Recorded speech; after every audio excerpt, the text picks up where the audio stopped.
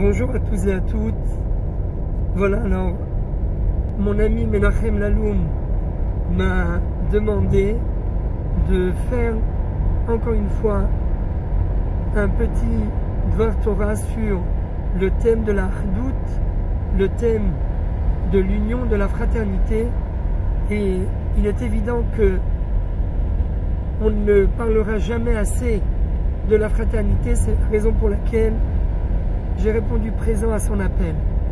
Alors, je voudrais aujourd'hui analyser le thème de la fraternité avec vous sous l'angle du Corona. Qu'est-ce qui s'est passé pendant cette période du Corona? Eh bien, je pense, à mon humble avis, qu'il y a eu 3 points essentiels qui ont tout simplement permis de sauver les vies durant cette période. Le premier point, ici en Israël, eh bien, ce sont les mesures qui ont été prises très rapidement par le gouvernement et par le ministère de la Santé, ces mesures qui ont réclamé de toute la population de se confiner un maximum chez soi afin de sauver des vies.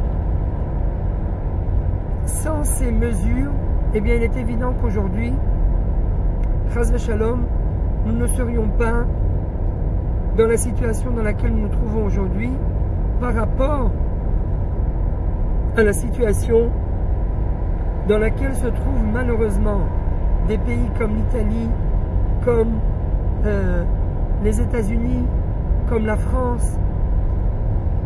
On voit très bien que les pays qui ont pris des mesures très rapidement de confinement, eh bien, ont réduit de 80% les risques de contaminement. Et nous, Baruch Hashem, en Israël, à la grâce de Dieu, par cette providence divine et bien sûr par les envoyés d'Hachem ici sur terre, les dirigeants du peuple, eh bien, nous avons réussi à gérer la crise très rapidement et de façon très utile. Mais il ne suffisait pas simplement de prendre des mesures, mais encore fallait-il les accomplir. Alors, bien évidemment, la responsabilité de cette victoire sur cette épidémie repose également sur la discipline de la population qui a été capable d'être disciplinée. Ça a pris un peu de temps, mais une fois qu'on a compris, eh bien, le pays s'est vidé et les gens sont restés confinés chez eux. D'ailleurs, il y avait même un slogan qui disait « Je sauve des vies, je reste chez moi ». Mais c'est vrai. Et ça, c'est également grâce à la population qui a pris conscience que c'était une épidémie très dangereuse et en quelque sorte, eh bien, tout le monde a compris qu'il fallait faire face à un ennemi qui, lui, nous voyait, mais malheureusement qui n'était pas visible. Et ça, ça a pris du temps avant que les gens comprennent.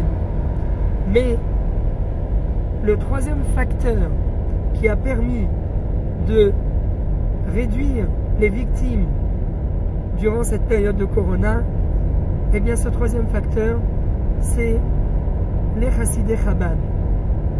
Les Chassidei Chabad, les Lubavitch, comme on les appelle en France, eh bien, ce sont eux qui ont répondu présent comme d'habitude, qui se sont portés volontaires pour venir en aide à toutes sortes de personnes au sein de la population. Se sont portés volontaires la veille de Pessah pour distribuer des matzot. On l'a fait nous-mêmes avec la participation des Chabad.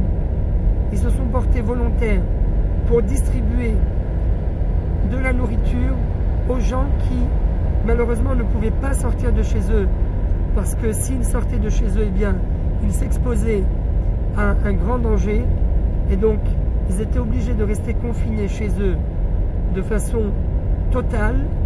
Et encore une fois, ceux qui sont venus à l'aide de ces populations de façon tout à fait innée, de façon tout à fait volontaire, sans que personne ne le leur dise, sans que personne ne leur demande, comme des soldats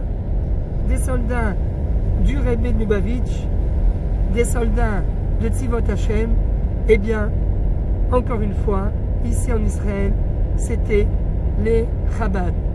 Alors malheureusement, bien sûr, on n'oublie pas les Chabad de par le monde, aux États-Unis, qui ont été frappés malheureusement par cette épidémie.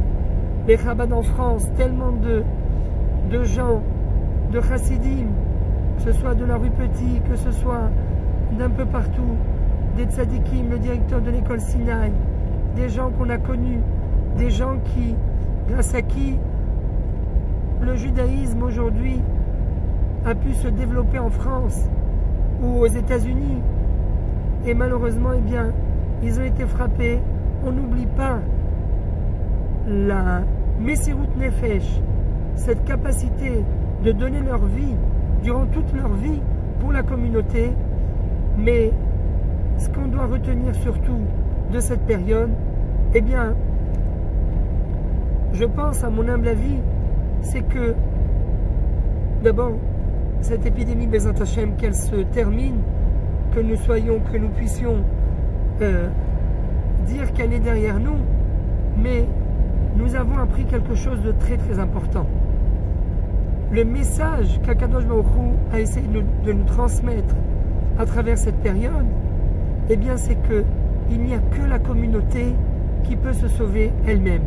Vous savez, ça me rappelle un petit peu ce qu'on dit sur le Halenu, les tremblements de terre.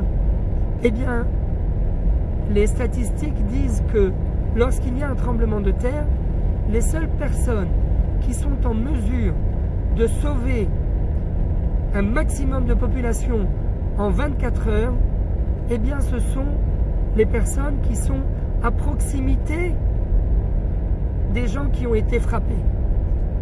Pourquoi? Eh bien parce que ces gens-là, d'abord, ils sont pratiquement sur place et le temps est très très important. Lorsque, Chas v'Shalom, il y a un tremblement de terre, eh bien c'est une question de quelques heures, une question de quelques jours. Combien de temps une personne, Chas v'Shalom, Shelon Eda, peut rester enfouie sous des décombres? Il faut rapidement la sauver, il faut rapidement lui venir en aide. Et donc, déblayer les dégâts pour essayer de la sauver. Eh bien, d'après les statistiques, les personnes qui peuvent sauver le plus de vies, ce sont les personnes qui appartiennent à l'entourage, qui appartiennent à l'environnement naturel, à l'environnement naturel où la catastrophe naturelle a eu lieu. Eh bien, là aussi, durant cette période de pandémie, on a vu que les Chabad qui étaient sur place, ils étaient sur place parce que c'est leur devise d'être sur place, d'être sur le terrain tout le temps, d'être là pour venir en aide, indépendamment de cette épidémie. Personne ne pensait qu'il allait y avoir une épidémie pareille. Mais le fait qu'ils aient été rodés, pour venir en aide toujours à la population sur place, le fait qu'ils se soient habitués à être sur le terrain, eh bien c'est ça qui leur a permis de venir en aide très rapidement à un maximum de gens, à des personnes âgées, à des personnes, même si elles n'étaient pas âgées, des personnes qui avaient une santé fragile, et ils sont venus en aide et ils ont en quelque sorte fait preuve de fraternité. Alors, le message, encore une fois, que l'un des messages qu'apparemment Akadosh Baruch Hu veut nous transmettre, eh bien c'est que il n'y a que la communauté elle-même qui peut se sauver. Alors, aujourd'hui, Bezat Hashem, on sort de cette pandémie, eh bien il faut garder à l'esprit que nous avons un devoir de créer une communauté autour de nous, de créer une synagogue, un Bet Rabban, chacun autour de son environnement naturel, afin de pouvoir au quotidien, sans aucune chas v'shalom, sans aucune catastrophe naturelle, sans aucun malheur, chas v'shalom, qui est plus jamais de malheur. Mais il faut se préparer, il faut tout le temps être prêt à vivre en communauté, car il n'y a que la communauté, il n'y a que ce noyau communautaire qui peut se sauver lui-même. Voilà, j'espère que on aura pris leçon de cette période. Et bien, Zat Hashem, c'est d'ailleurs ce que voulait le Rebbe.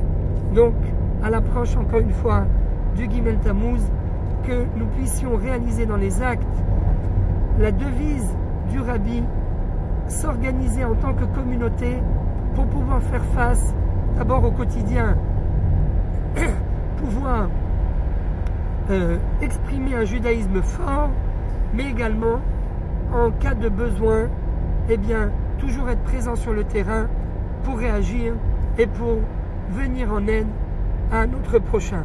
Toda rabba à tous, à très bientôt. Lechaim tovim ul shalom. Kol tuv.